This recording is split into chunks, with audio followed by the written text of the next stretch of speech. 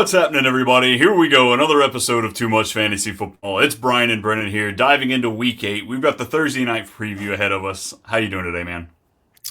You know, it's a dude's day. It's a dude's day, and everyone's panicking.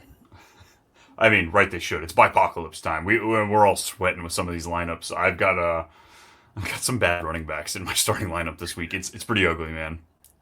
Yeah, I'm right there with you. Like, I was really banking on Bam Knight being my RB2 in a couple of my leagues, and now I'm like, I had to go pick up Neal from the Saints as my starting running back. I was like, that's gonna be my RB2 this week. So Yeah, I was staring at him at the top of a lot of pickup lists as far as waivers for running backs. I'm like, no, I have not gotten that bad where I have to go pick up Devin Neal right now. But no, look, it might happen. But yeah, we're gonna go through this Thursday night football game. We'll talk a few injuries, some trade rumors, fill up a few spots. I mean, everybody's looking to trade, whether it be the NFL or fantasy football. It's bipocalypse time, folks. We're getting ready for it. Let's dive into this first one, though. This should be a good one. I know Thursday out, but hopefully not this one. We got the 3-3 Vikings taking on the 4-3 Chargers. They're playing in LA. Minnesota is 3.5 point dogs in this one. 44.5 point over under. Pretty excited. Pretty excited. Hopefully, it's not a defensive game. I mean, it's a better Thursday night matchup. Had it been like a full strength, with Amari and Hampton would have been really cool. With the Vikings having a competent quarterback would have been Sam really Darnold cool. being there, you know. Yeah, anything, but no, it should be a good one though. I think it's gonna be better than what people expect.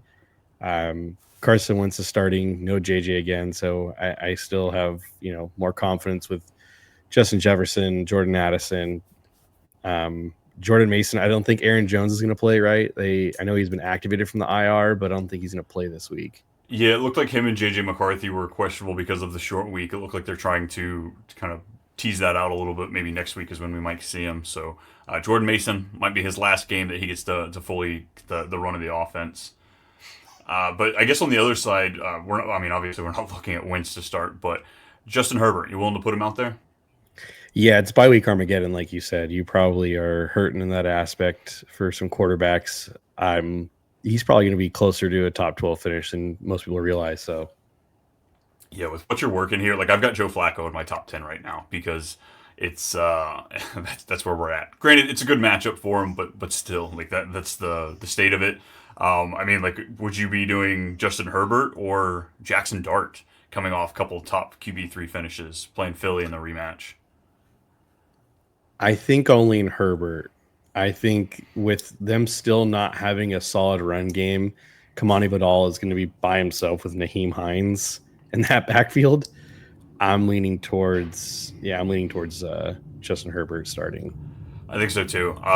Folks, we warned you about this 3 pack of games for Jackson Dart, but I'm finally at the point where I'm not going to tell you, hey, stay away from him. If you want to play him, if you want to follow it up, I like it, but it should be. It's supposed to be like, come on, man. He's got no receivers to throw to. He had to elevate 2 tight ends as far as top plays. Like it shouldn't go well this week. Hey, as someone who's going to have to start Slayton because a lot of wide receivers are on bye for me, I'm okay with it.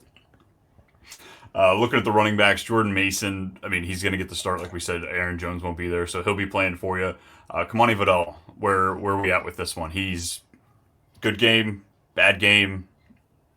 I think a decent game. I think like he should be RB2, but that's not saying much with how many teams are on by 6, right? 6 teams on by. Yeah, we're looking Yeah. at Cardinals, Jags, Lions, Rams, Raiders, and Seahawks. It's a lot of fantasy players right there.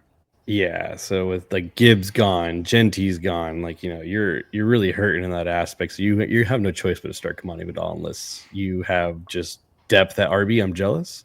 Right? But yeah, That Kamani 10 Vidal team is leaguer probably that drafted yeah. perfectly. Yeah, quit bragging, everybody. We see you in the chat. Yeah. As far as wide receivers, Justin Jefferson, Jordan Addison's been showing out. So like I know that Yes. stat that's floating around that he's outscored Justin Jefferson in 6 of the last 11 games they played together. Justin Jefferson's still great, but I think this is more of just a compliment to how well Addison's been playing. Definitely taking a step forward in year 3 for him this year. This is 2021. Was he drafted? He was drafted with JSN. Yeah, So so year yes. 3. Yeah. So yeah, playing both of those. How are we dissecting those other 3 there? We got Lad McConkey on the other side, Keenan Allen, QJ, fearlessly playing them all. I am Yeah, you're starting all of them. I mean, you have no choice really. I look at him as I kind of rank him in that same scenario. I'd rather have. I think the Vikings don't do well against the slot, if I'm not mistaken. Yeah, I think they that's do where you well on can the tear them outside. up. Yeah. Yeah. So I guess so QJ or I mean Keenan and Ladd feel like the safer two plays for me. QJ's where questions pop up, uh, but maybe not. I He's guess been let's go consistent. QJ or Diggs. I'll go Diggs. QJ or DJ Moore against Baltimore. I go QJ. I think so too. Last one here, Romeo Dobbs. QJ. Yeah, it feels like a very boom bust there with what you're picking out of that one. Yes. Romeo Dobbs may give you a floor, but they're playing Pittsburgh this week, and who knows what defense is going to show up for Pittsburgh. It's been hot and cold for them, and then the tight end man, the new hotness coming out of nowhere, not really nowhere, but Rondé Gadsden, two great performances from him last week. T.J. Hawkinson just fell short of catching that touchdown, so his day. I mean, he really hasn't been great at all this year, but honestly, one playable week is all he's had. He had a tight end 5 finish, but outside of that, it's been 33, 43, 22, 21, 19. Yeah, he was an average fab in my redraft leagues of $25 or more. Yeah, so uh, that's great. Good for you to spend that much. I didn't think he's worth that. I mean, unless you're really hurting a tight end, like I had Darren Waller, and I was starting in a couple leagues, and Same. now I wouldn't go picked up like Theo Johnson. I'd rather have Gadsden, but I'm not going to drop. I was going to drop $26 a fab on him. Yeah, luckily I was able to pick him up for change in a few leagues, and others I had a guillotine league. He went for way more than he should have. So Gadsden, you'd be playing over Hawkinson. Does Yes. Gadsden you playing him over Kyle Pitts, Yes. over Mason Taylor with Tyrod? Well, possibly Tyrod popped up on the injury report this week with a Yeah, knee I still injury. think it's Tyrod. I my everything for me is Tyrod. I'm gonna Right? say yes. It's just a They'll, really shitty situation for the Jets. they'll put Tyrod in a brace. I don't care, man. Go out there and play on one leg. It's still better. Seriously. Mark Andrews coming out of the bye. And folks, if you didn't hear, they got their ping pong table taken away. So like they're business now. They're focused. They're locked in. Lamar might not play this week, by the way. I know that's so heartbreaking. Yeah. If he doesn't play, I'm gonna say Gadsden. And then Gadsden. I mean, Hunter Henry, Evan Ingram, Harold Fannin. He's getting the start over those guys. 100.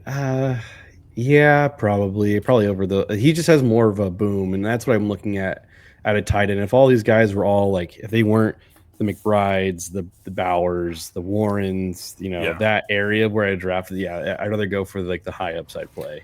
Yeah, you're shooting for you're either go for the athletic yak guys or the touchdown guys. Do you want the Exactly. Hunter Henry or the Zach Ertz, or do you want the Gadsden?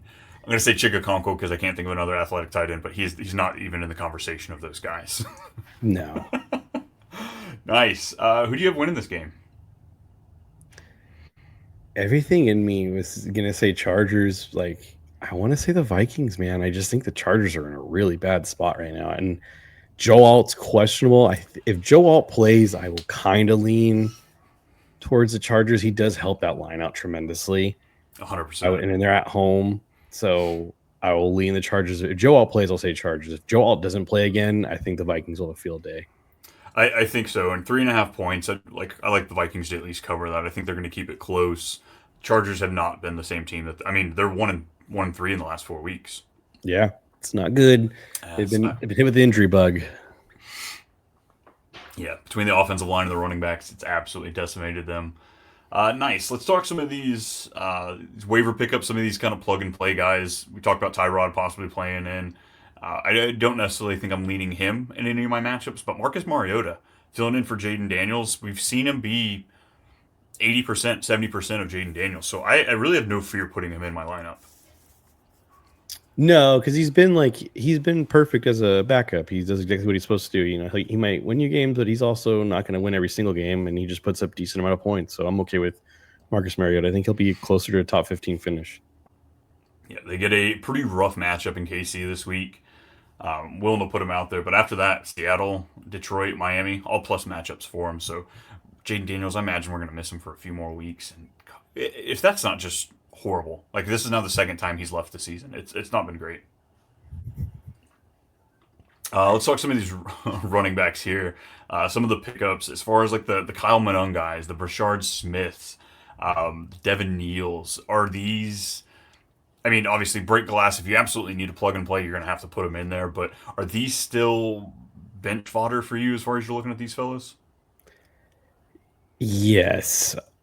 If Kyle Monangai, obviously everyone's hoping that, that it's maybe a 50-50 split backfield. I don't really see it that way. I still think Swift has the hold of that. Brashard Smith has more upside to me. Because honestly, it's like, it's Pacheco, it's Hunt, and it hasn't been really anybody, but Brashard Smith has a little more. We're all kind of waiting for him to be the McKinnon. We're really just like, when's that game coming? And then when's that breakout? And he hasn't. He was RB20 last week, but again, we like we said in the last episode, that's not saying a whole lot because he had 14 rushing attempts for looks like 39 yards and he had 5 catches for 42 yards. So maybe this is the game where it's like, all right, Brashard Smith is more of the third down back and he's more in on like 40% of the snaps and he gets more of the production. Yeah, the nice thing is we are seeing snaps come down for the other guys. Like Kareem Hunt, only 19% of snaps this past week. He was sitting right around the 40% mark, and it's slowly going down 44, 33, 30, 19. So hopefully, as long as he's not stealing the goal line work or maybe exclusively going out there for that, we might have that door open a bit. But at the same time, Rashi Rice is back. Xavier Worthy's healthy. Hollywood Brown is out there as an auxiliary. You got Juju there to help out. There's just so many mouths to feed that you're putting them out there. I feel like at best confidence is an RB3, and you're just hoping for a splash play. You're hoping for a touchdown. You're really just hoping for a touchdown. Let's look at some of these wide receivers. Guys like Romeo Dobbs were common pickups. Khalil Shakir is a waiver wire guy now. Tez Johnson, Alex Pierce, Kayshawn Booty. Of those guys, where would you put like your top three of those fellows? Kayshawn Booty's probably one, just with the bigger upside. He's had the more boom weeks than obviously he's had busts, but like out of those guys, like Alec Pierce is like the home run threat where it's like the 40-yard bomb. He gets a couple of those a game, so you might get saved with a couple of those. You said, who else did you say after that? Tez Johnson, Romeo Dobbs, Shakir. Tez Johnson actually should be up a little bit higher. Yeah. Especially with the injuries. Mike Evans now is done for the year. I know there's like, oh, he might be back week 14. Like, that's really hopeful, man. That's genuinely hopeful talk. I don't know if he will. That's in the playoffs. Yeah, that's playoffs too. Exactly. So I'd say like he's up there a little bit more than others. Yeah, Tez Johnson kind of I wouldn't say ran away, but he definitely solidified himself along with Ibuka as the other wide receiver that I want to start. I think if you break it down past that, I think it's Kate Otten for me before I want to start, clipping at the heels at the other Johnson and Sterling Shepard. I'm going to say another name because it's a new quarterback that's going to start this week, and he just had a really good week. Xavier Legette. Oh boy. Oh, are we there? It's a new quarterback. I'm just saying it's a new quarterback. Andy Dalton, he's, we called him the Red Rifle back in the heyday. He's not afraid to sling it. Him, just because of his hair. Yeah, I know. I'm okay with a pickup with like Xavier. If you are down bad, and you're hoping for just something fresh, I would say Xavier Legette, Jalen Coker, just because we just don't know what Andy Dalton's going to do. We really don't know what he's going to, who his favorite target's going to be, where he's going to look. So that's typically when these backups come into, we see that why they're a backup within a few games, but usually that first or second game they can get away with a little bit of magic. Razzle-dazzle. Yeah. I imagine he's going to win. I mean, probably not this week. They're playing the Bills, but they play Green Bay next week. Yeah. So I think you can have worse shots than Xavier Legette. It's scary. He had 11 targets though last week, 9 catches, 92 yards, a touchdown. This game, the over-under is pretty high, so I don't mind kind of leaning into that. I don't know if we really talked about this on Monday, but Rico Dowdle, Chuba Hubbard. It is legitimately a 50-50 split. It is they and the head coach is dying on that hill. It's a 50-50 split. Did you know that Rico Dowdle is third in rushing yards this year off of just 2 games, basically? Wow. Yeah, because before that, It goes JT, Javonte Williams, and then Rico. That's wild. Yeah, first 4 weeks, 12 yards, 9 yards, 30 yards, 32 yards. So it's on the back of essentially the last 3 weeks. Those two that are really standing out. I get him. He's in a hard spot. You can't not play Dowdle, but I get what the loyalty you have to Chuba as far as the money and all that kind of stuff. So it's interesting. You could kind of trade him. I mean, it'd be nice to have a dual back, but you also Jonathan Brooks. Like, you did take him in the second round. Like, you gave Chuba's on a really friendly deal, so maybe I could see why Carolina's GM's kind of like, if I'm the Chiefs, I'm any team that really needs a running back. Like, he's on a really cheap deal. He's still somewhat decent. Like, if Chuba went to the Chiefs, I know we talk about Breece Hall going there, but if Chuba went to the Chiefs, oh my god. He would produce 80-90% of what Breece Hall would do, I think, in that backfield. Yes, exactly. Yeah, so I don't know. I hope we get some trades here. Trade deadlines coming up for the NFL teams. I'm really hoping next week, right? Next Wednesday at like 4:00 Eastern is the deadline. Yeah, I believe so. So about a week left. Some of those injuries might be popping up this week. As far as hey, we're gonna hold him out because his ass is sore or his elbow is funky or whatever the hell it is. Yeah, I would tell you guys is that hold on to the guys that are in that are legitimately might be traded. Like Jack Besh, I would go and pick him up because Jacoby Myers might get traded. Isaiah Davis will be the lead back if Breece Hall's gone. If he's not picked up, go and then if you have an extra bench spot, like drop him after week 8 because at that point, if he's not traded, then oh well, you took a swing though. It's like Tony Pollard, Tajay Spears is already probably picked up, but just guys that like are that are kind of on that bubble, I would go and pick up their backups. Because then I have the starter. Yeah, we're not dropping valuable pieces here, but every team's different. I haven't been plagued by a lot of injuries in some of my leagues, so I'm able to kind of backfill. Like Jacoby Myers hit the waiver wire this past week. So do I plan on playing him? Absolutely not. But did I pick him up just in case? Sure did. Because, again, I don't even know if I want to play him no matter where he goes. But the hype, the excitement that everybody feels after that trade happens, trade him away. Trade him away. Kobe goes to the Bills. I'd be looking to trade him away so quickly. Yes. Yeah, we saw it last year. We saw how it worked last year. God, I hope not. Them just adding another slot receiver to that mix. Like, let's be honest. Keon Coleman needs to be playing out of the slot. He's just a giant slot guy, I think. Yeah, I think the Bills are going to be buyers because I think they feel the Patriots starting to breathe down their neck a little bit. I'm very curious to see what teams actually make moves. Yeah, because we have several teams that kind of are coming out of nowhere. The Colts. No one would have called them buyers in the summer during the preseason, but right now they could probably go for a few pieces right now. But all defense. Yeah, all defense. Yeah. When you've got Jonathan Taylor on offense, honestly, you can trade away some of that offense. We don't need him. We've got him. That's all we need. Exactly. Nice. I guess I'm trying to think of any other injuries.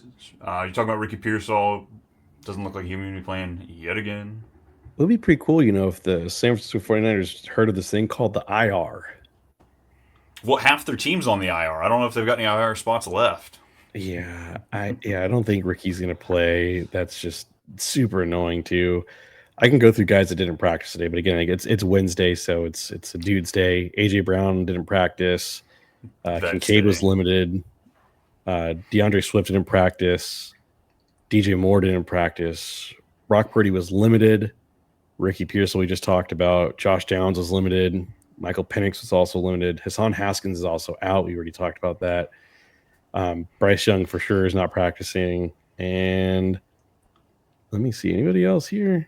Breece Hall, but he's limited. It's a knee thing, which I'm sure that's more of a trade thing. Yeah. Chris Olave didn't practice, but they already said he's going to be good to go for Sunday. And that's all Baker Mayfield was also limited. That's also because he was just running around for his life on Monday. And they can't afford to lose him. Everybody else is out, so Baker might be in a bubble up until Sunday morning at kickoff. Yeah. Josh Jacobs limited again with a calf, and Jerry Jeudy didn't practice. So there you go. That's something I want to keep an eye on. Emmanuel Wilson definitely needs to be picked up in most leagues, especially if you own Josh Jacobs. These calf injuries they've been funky over the last few years for running backs, so it's just something I really want to keep an eye on. I have Marshawn Lloyd in all the leagues. I have Josh Jacobs, and I'm just like, God damn it, dude! I've been holding him forever because I haven't had a need to do anything else with it because I know when he's activated, he is for sure the backup. It's not Emmanuel Wilson, so it's just so annoying that it's like of course, when he's getting injured, he's not going to be activated anytime soon. So Yeah, I mean, hell, same thing with Trey Benson. Everybody was waiting for that inevitable injury for James all those Conner, and then dynasty owners that took him in like the late first, like just like finally, and then get injured after one game. And I honestly, I think Bam Knight holds that job. By the way, don't say that. I'm being serious. Like, I just what has Bam Knight done to lose the job? he's just it's meh. He's a name you don't like to hear because it's not Trey Benson, but Bam Knight, I think, is going to hold that job even when Trey Benson gets back. Yeah, I imagine that there's going to be some sort of split. It's not going to be just Trey Benson looking like James Conner out there. It's going to be some Mm-hmm. sort of 30, 70-30, 60-40, something like that. Exactly. Unfortunately, we did have Tyler Lockett. He's done. He doesn't want to put up with the Titans bowl anymore. Pittsburgh. Yeah, he's probably going to Pittsburgh. Gonna go hang out with some old friends. Yeah, and they are literally old and friends. Yes. Rogers and DK. Yeah. I like this Titans offense. I mean, you talk about Pollard possibly being traded. Yeah, you want to own Spears because he would be a starting running back, but Starting running back. Yep. I don't want anything on this team like Ayo Manor. It's by apocalypse, and I don't want to play him. Like this team scored 6 offensive touchdowns through 7 games. This team's a mess. This team is genuinely a mess, and like I know Cam Ward is struggling. The play calling isn't there.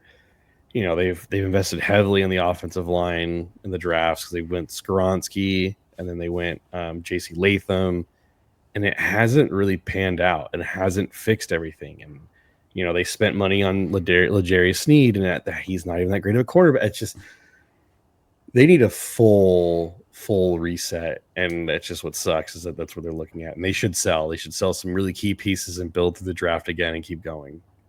And it's not that it's hard to do it because he is on a rookie contract, but it's hard to do with the number 1 overall like rookie quarterback.